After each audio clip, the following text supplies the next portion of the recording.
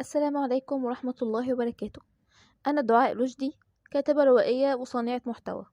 وأنا النهاردة جمعت الآيات اللي ربنا سبحانه وتعالى اتكلم فيها عن صفات الكفار والحاجات اللي هما بيتعمدوا يعملوها، وحبيت أناقشها معاكم في الفيديو ده.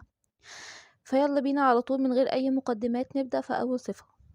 أول مشكلة عند الكفار بالله هي إنهم ما قدروا الله حق قدره، يعني ما استوعبوش فكرة الألوهية والعبودية وصفاته بالطريقة اللي تخليهم يعبدوه ويبجلوه ويخافوا منه.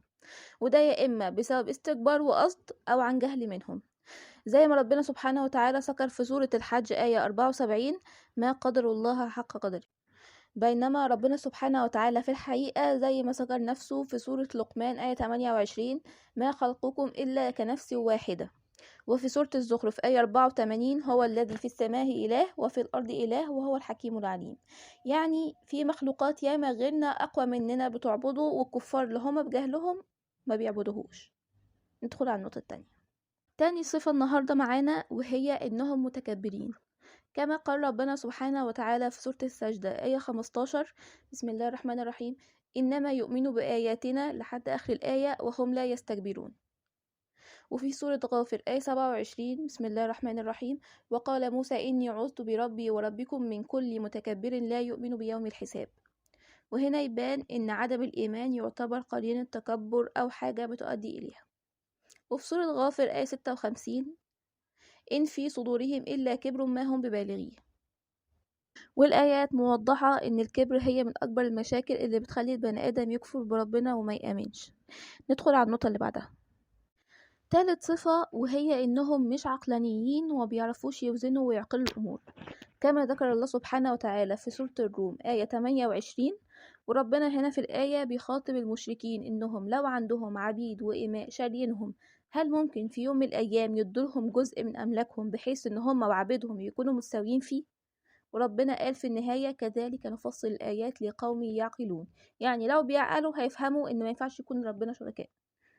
وبرضو نفس الخطاب في سورة النحل آية 71: بسم الله الرحمن الرحيم: فما الذين فضلوا برد رزقهم على ما ملكت أيمانهم فهم فيه سواء أفبنعمة الله يجحدون. ومعنى إن طالما انتوا مش قابلين ليكم شركاء، ليه ترضوا ربنا إن هو يبقى ليه شركاء؟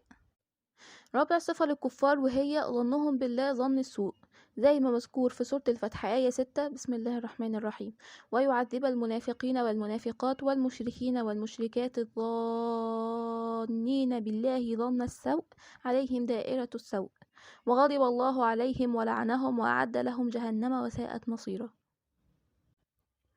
الصفة الخامسة وهي الارتياب وعدم التصديق، زي ما مذكور في سورة المدثر آية 52: بسم الله الرحمن الرحيم: بل يريد كل امرئ منهم أن يؤتى صحفا منشرة.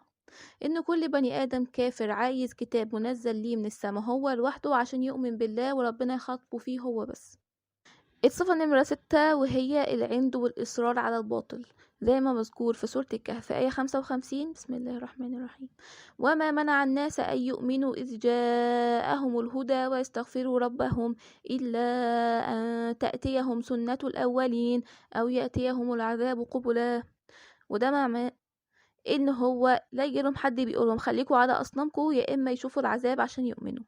وطبعا لما بيجي العذاب بيبقى قضي الأمر وخلاص، ربنا يعافينا. النقطة أو الصفة نمرة 7 إن الكفرة على عكس المؤمنين هما فعلا بيفرحوا لما بيعملوا حاجة وحشة، زي ما ربنا ذكر في سورة آل عمران في آية 188: بسم الله الرحمن الرحيم: لا تحسبن الذين يفرحون بما أتوا ويحبون أن يحمدوا بما لم يفعلوا فلا تحسبنهم بمفازة من العذاب ولهم عذاب أليم. ده معناه ان هما بيفرحوا بما اتوا، يعني ان هما بيفرحوا لما بيعملوا حاجة وحشة ويفرحوا لما بيأتوا الحاجات الوحشة. الصفة نمرة 8 هي انهم حتى بعد ما بيعملوا الحاجات الوحشة وبيفرحوا بيها بيدعوا الناس انهم يعملوا زيهم عشان يبعدوهم عن طريق ربنا، كما ذكر في سورة الأعراف آية 45: بسم الله الرحمن الرحيم: الذين يصدون عن سبيل الله ويبغونها عوجا وهم بالآخرة كافرون. وطبعا من صفات الكفار المعتادة وتصرفاتهم اللي على طول بيعملوها هي إنهم عاملين فيها عمي أو إن هم أصلا عمي، كما ذكر في سورة الكهف في الآية 100 والآية 101. بسم الله الرحمن الرحيم: وعرضنا جهنم يومئذ للكافرين عرضا الذين كانت أعينهم في غطاء عن ذكري وكانوا لا يستطيعون سمعا. وكذلك في سورة يونس الآية 39. بسم الله الرحمن الرحيم: بل كذبوا بما لم يحيطوا بعلمه ولما يأتهم تأويله. وده إنهم كذبوا بالقرآن أول ما سمعوه على طول، من قبل حتى ما يجيلهم التأويل بتاعه أو إن هو يفهموا حتى التفسير بتاعه. وده لأن ربنا سبحانه وتعالى ربط على قلوبهم بكفرهم وبأعمالهم القبيحة، فمبقوش يشوفوا الحق حق ولا عايزينه، وشايفين الحق باطل والباطل هو الحق.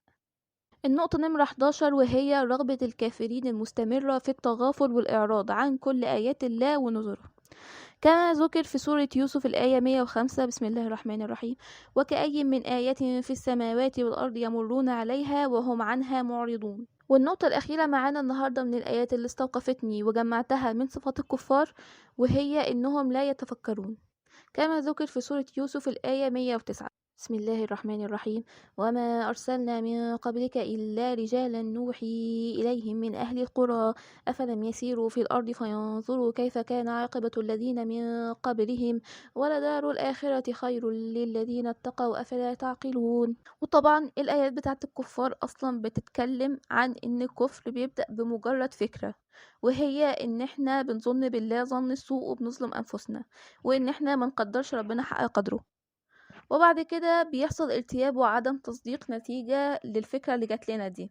بعد كده بنكون احنا بنعمل حاجة غلط سواء صغيرة او كبيرة، وبعد كده بنتعود عليها، بعد كده بنفرح بيها، وبعد كده بندعو الناس ليها وبنجاهر بالمعصية دي، وبعد كده بنصد الناس عن طريق الحق وبندعي للباطل، لحد ما ربنا سبحانه وتعالى بيطمس على قلب الشخص الكافر او الظالم لنفسه ده لحد ما يبقى زي الاعمى بيشوف الباطل حق والحق باطل. وبالمناسبة احنا عشان نحمي نفسنا من ده كله محتاجين اننا اول ما يراودنا شك او ظن غلط عن ربنا سبحانه وتعالى ان احنا نروح ندور على اقوال المتدينين او الشيوخ او كده ونسمع منهم عن ربنا اكتر، ساعتها هيتملي قلبنا بمعرفة ربنا، ولما تعرف ربنا هتحبه وهتحس بوجوده حواليك. وبس كده. طبعا الفيديو بتاعي النهاردة صغير نوعا ما لكن موضوعه كبير، وانا فرحانة جدا ان ربنا قدرني اعمله، لان انا كنت مجمعة الايات دي الصراحة من فترة كبيرة، يعني ممكن اكتر من سنة او سنة ونص، والحمد لله ان الفيديو في النهاية طلع للنور وكده. فالمهم يا ريت لو عجبكم الفيديو يا ريت تعملوا له لايك ومشاركة، لان ده بيساعد ان في ناس كتيرة توصل له ويشوفوا الفيديو بعد كده. ويا ريت تكتبوا في التعليقات ايه الفكرة او الصفة اللي استوقفتكم اكتر حاجة عشان نتناقش فيها سوا. وشكرا جزيلا لحضراتكم انكم وصلتوا بالفيديو لغاية هنا، شكرا جدا تاني مرة. اشوفكم في فيديو جديد. انا دعاء رشدي، والسلام عليكم ورحمة الله وبركاته.